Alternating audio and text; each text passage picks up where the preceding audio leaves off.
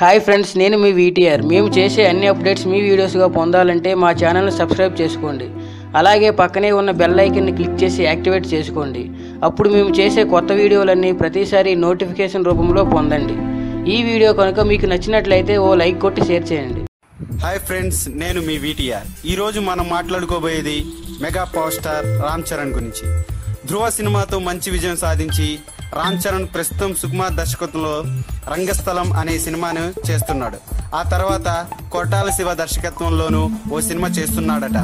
అయితే ఇటీవలే నేను లోకల్ సినిమాతో మంచి విజయం అందుకున్న త్రినాథరావు దర్శకత్వంలో ఓ సినిమా చేయడానికి రామ్ చరణ్ ఒప్పుకున్నట్లు ఫిల్మ్ నగర్లో టాక్. త్రినాథరావు చెప్పిన స్టోరీ లైన్ నచ్చడంతో అందులో కొన్ని మార్పులు చేసి ఫుల్ స్క్రిప్ట్ ని తీసుకొని రమ్మని చెప్పాడట రామ్ చరణ్. అయితే సుకుమార్ మరియు కొరటాల శివ సినిమాలు పూర్తయిన వెంటనే ఈ సినిమా స్టార్ట్ చేస్తారని సినీ వర్గాలు చెప్తున్నాయి.